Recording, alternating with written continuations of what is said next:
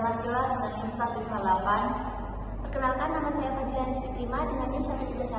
Perkenalkan, nama saya Sandra Putri dengan NIM 168. Perkenalkan, nama saya Laksmana Setiawan dengan NIM 130. Judul dari penelitian kami yaitu peran komunikasi dalam hubungan atasan dan bawahan di Toko Mustika Jaya.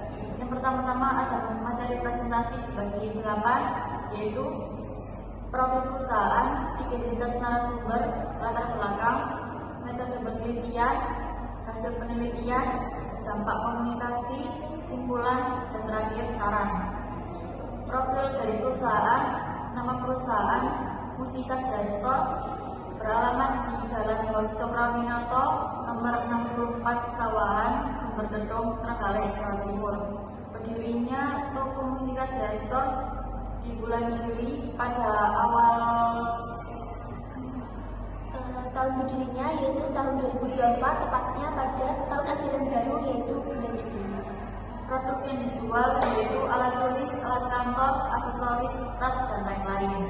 Selanjutnya saya akan menjelaskan mengenai identitas narasumber dalam penelitian kita. Penelitian ini melibatkan dua narasumber utama, yaitu atasan dan bawahan di PTB Mustika Jaya. Narasumber pertama adalah IN01, seorang laki-laki berusia 20 tahun yang sekaligus merupakan pemilik dan kepala toko. Beliau berperan sebagai pihak yang memberikan instruksi dan mengatur seluruh operasional. Narasumber kedua adalah IN02, perempuan berusia 22 tahun yang bekerja sebagai staf di bagian pengolahan barang dan pelayanan. Beliau adalah orang yang menerima instruksi langsung dari atasan dan menjalankan tugas sehari-hari di toko. Kedua narasumber ini dipilih karena memiliki posisi yang berbeda sehingga data yang diperoleh dapat menggambarkan dinamika komunikasi antara atasan dan bawahan secara lebih jelas. Selanjutnya adalah latar belakang. Komunikasi adalah elemen penting dalam membangun organisasi, sehingga komunikasi dapat menentukan kualitas hubungan kerja antara atasan dan bawahan. Toko buku Mustika Jaya adalah usaha kecil dengan struktur sederhana karena hanya terdapat satu atasan sebagai pemilik, satu kepala staf, pengelola barang dan pelayanan, serta 3 karyawan. Penelitian ini bertujuan untuk menganalisis pola komunikasi, hambatan, dan dampaknya.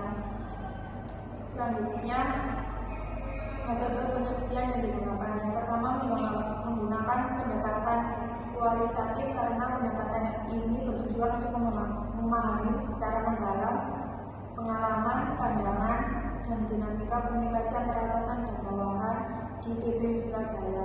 Yang kedua, wawancara mendalam kepada dua narasumber yaitu atasan dan bawahan.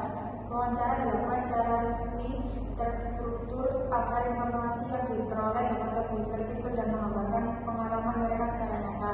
Yang terakhir, observasi langsung di TB Mustika Jaya untuk melihat secara langsung bagaimana komunikasi terjadi dalam aktivitas kerja sehari-hari. Observasi ini digunakan untuk memperkuat data hasil wawancara agar temuan penelitian lebih valid. Selanjutnya, Kemudian ada hasil penelitian. Bagian ini merangkum temuan utama penelitian mengenai komunikasi antara atasan dan bawahan. Yang pertama, komunikasi didominasi instruksi lisan yang jelas dan langsung. Hasil penelitian ini menunjukkan bahwa komunikasi di lingkungan kerja lebih banyak dilakukan melalui instruksi lisan secara langsung dari atasan.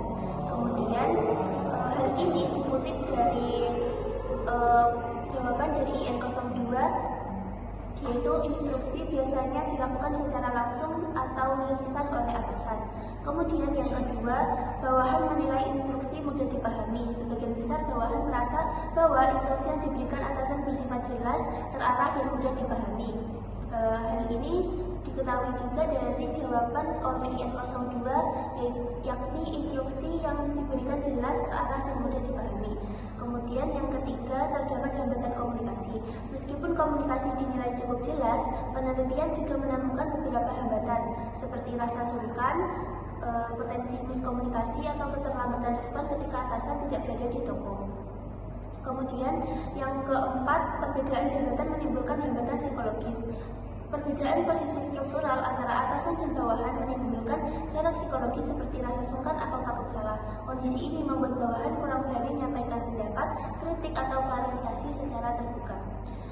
Selanjutnya ada dampak komunikasi. Bagian ini menjelaskan dampak kualitas komunikasi atasan bawahan terhadap efektivitas kerja, khususnya di toko buku Mustika Jaya. Yang pertama yaitu meningkatkan kejelasan dan pemahaman tugas. Komunikasi yang jelas membantu bawahan memahami tugas, target, dan tanggung jawab. Kemudian ada mengurangi kesalahan kerja. Instruksi yang jelas dan komunikasi yang efektif dapat menekan kesalahan kerja. Kemudian meningkatkan motivasi dan rasa percaya diri bawahan. Komunikasi yang baik menciptakan rasa dihargai dan didukung, sehingga bawahan menjadi lebih termotivasi, percaya diri, dan berani bertanggung jawab atas pekerjaannya.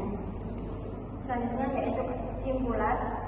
Simpulannya yaitu secara keseluruhan komunikasi di toko buku Mustika Jaya berjalan cukup efektif. Instruksi disampaikan secara lisan dan langsung sehingga mudah dipahami oleh bawahan. Meski begitu, masih ada hambatan seperti rasa sungkan, respon yang terlambat, dan sesekali miskomunikasi. Hambatan ini masih wajar dan dapat diperbaiki dengan penataan komunikasi yang lebih baik. Selanjutnya yaitu saran.